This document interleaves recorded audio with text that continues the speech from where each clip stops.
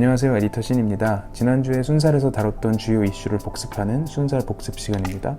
오늘 다룰 이슈는 연준이 작년에 팬데믹 터지고 사들였던 회사채들을 다시 시장에 던진다고 하는데 그게 무슨 이슈인지, 금융시장에는 그래서 어떤 의미가 있는지를 빠르게 한번 복습하고 가도록 하겠습니다. 먼저 2020년에 팬데믹이 터지고 나서 회사채를 직접 사들이기 시작했죠, 연준이. 그 의미가 뭐냐면은 회사채라는 건 결국에 회사들이 빚을 내는 거예요. 회사들이 빚을 내서 운영 자금을 필요한 걸 땡겨오는 건데, 팬데믹이 터지고 나서 경기가 갑자기 다 멈추고 회사에 돈이 안 들어오기 시작하니까 멀쩡한 회사들도 망할 수 있다는 위기가 있었겠죠. 그래서 현금 흐름이 부족해지다 보니까 회사들이 급전이 많이 필요해졌어요. 근데 급전이 많이 필요한데 이거를 발행을 하려고 해도 만약에 이 회사들이 망할 것 같다 그러면은 투자자들이 돈을 안 줄 거잖아요. 그래서 어딘가에서 이 돈이 흘러와야 되는데 투자자들이 돈을 줄지 안 줄지 모르기 때문에 얘네들이 의심하고 있는 거를 없애기 위해서 이 뒤에서 페드가 돈을 우리가 주겠다, 우리가 직접 회사채에 투자할 테니까 이 금융시장은 좀 안전하다고 생각을 하고 회사채들에 투자해라, 뭐 이런 심리적인 요인이 좀 컸다고 생각을 하는데요. 실제로도 SMCCF라는 이 이름 자체는 아실 필요가 없는데 어쨌든 이런 기구를 설립해서 이를 통해서 회사채를 매입을 했다고 해요. 근데 이제 회사채를 직접 산 건 아니고 ETF를 통해서 샀죠. 회사채 ETF. 회사채 ETF라는 건 무슨 의미냐면은 회사채에 투자하는 ETF예요. 회사채라는 게 생각해보면은 각 회사들이 빚을 내는 거잖아요.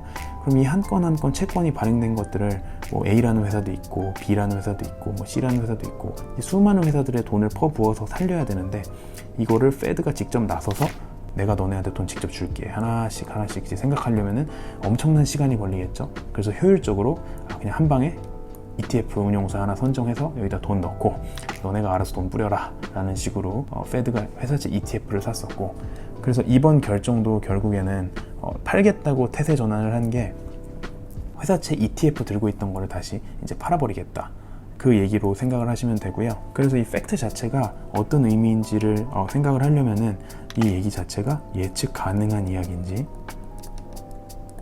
예측 가능한 이야기라는 말은 이 팩트 자체가 시장에 얼마나 반영되어 있느냐의 문제겠죠. 그리고 두 번째로는 그 규모가 얼마나 되느냐. 뭐 예측 불가능할 수도 있고 시장에 반영이 되지 않았을 수도 있지만 규모면으로 너무 작으면 사실 대세에 지장이 없겠죠. 그래서 이 예측 가능성과 규모가 얼마나 되는지 두 가지를 좀 생각해 보면 좋을 것 같은데, 그래서 실제로 보면은 생각보다 규모는 매우 작았어요. 생각보다 규모가 매우 작았던 배경을 먼저 말씀드리면, 작년에 페드가 회사채 ETF에 뿌렸던 이 돈 규모가 얼마나 큰지가 굉장히 중요하겠죠. 애초에 돈을 많이 넣지 않았으면은 페드가 뭐 다시 팔아봤자 얼마 되지 않을 테니까요. 그래서 실제로 확인해 보면은 이 돈이 생각보다 많이 안 들어갔어요. 왜 안 들어갔냐? 페드가 뭐 말만 그렇게 해놓고 지원을 많이 안 한 거냐? 라고 하면은 그랬다기보다는 시장이 생각보다 너무 빨리 정상화가 됐어요. 잠시 차트를 보시면 이게 미국의 하이힐드 회사채들, 하이힐드라고 하면은 BB 이하 등급, 그러니까 뭐 안정적인 트리플 B 이상의 투자 등급이 아니라 투기 등급, 뭐 정크 본드라고도 불리는 그런 이제 회사들의 채권 금리인데, 사실 정크 본드라는 어감이 좀 그래서 그렇지 우리가 아는 웬만한 유명한 기업들은 굉장히 많이 하이힐드 범위에 속해 있고요.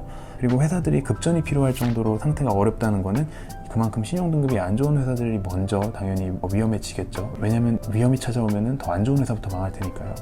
그래서 작년에 다른 영상에서도 깊게 설명드린 바가 있지만, 이런 정크 등급 회사들이 빚내려면 내야 되는 금리가 이렇게 낮은 5% 정도 수준에서 10% 이상의 수준까지 올라갔다가 굉장히 빠르게 떨어졌어요.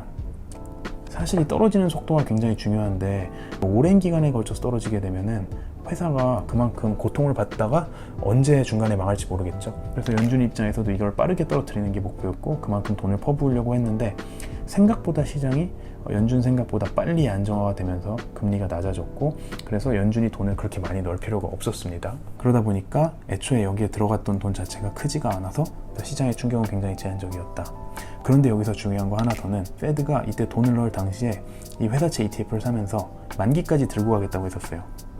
자, 만기라고 하면은 빚낼 때 뭐 1년이 될 수도 있고 3년이 될 수도 있고 뭐 5년이 될 수도 있고, 이제 회사채들이 이렇게 만기들이 있는데 이거를 일단 한번 사들인 다음에 끝까지 그냥 들고 버텨주겠다라고 했었던 건데, 페드가 그 결정을 뒤집은 거죠. 지금 1년밖에 안 됐는데 중간에 팔아버리겠다고 한 거니까 뭐 긴 빚을 냈던 채권들에 대해서는 다 팔아버리겠다는 얘기를 한 거고, 그 말을 다시 해석을 해보면은 이거를 그냥 만기까지 안 들고 시장에 내놓고 우리가 더 이상 수요자가 되지 않더라도 누군가가 이걸 사줄 때들이 많다. 그 말은 경기가 많이 돌아오고 있고 요즘에 시장의 가장 큰 화두인 테이퍼링, 긴축. 테이퍼링이라고 하면 양적 완화를 이제 끝내고 다시 경제 정상화로 돌리겠다는 건데 연준의 조기 긴축 가능성으로 읽히다 보니까 주요 증시에는 마이너스 영향을 줬고요. 긴축이라는 건 돈을 줄인다는 거고 그러면 자산 가격은 이렇게 내려갈 수가 있겠죠. 그러다 보니 당연히 주요 증시도 내려갈 수가 있게 됐고요. 이 부분도 시장에서 이미 긴축을 어느 정도 예상을 하고 있었던 것보다도 더 많은, 더 조기 긴축. 이 한마디 한마디가 굉장히 중요한데요. 더 조기 긴축이기 때문에 시장에 이미 반영되어 있는 주가보다 더 내려갔다라고 생각을 하시면 됩니다. 오늘은 연준의 회사채 ETF 매도 사인이 증시에 어떤 영향을 줬는지에 대해 빠르게 복습하는 시간을 가졌고요. 앞으로도 이렇게 계속해서 추가 설명이 필요한 부분은 복습하는 세션을 만들어 보겠습니다. 감사합니다. 안녕.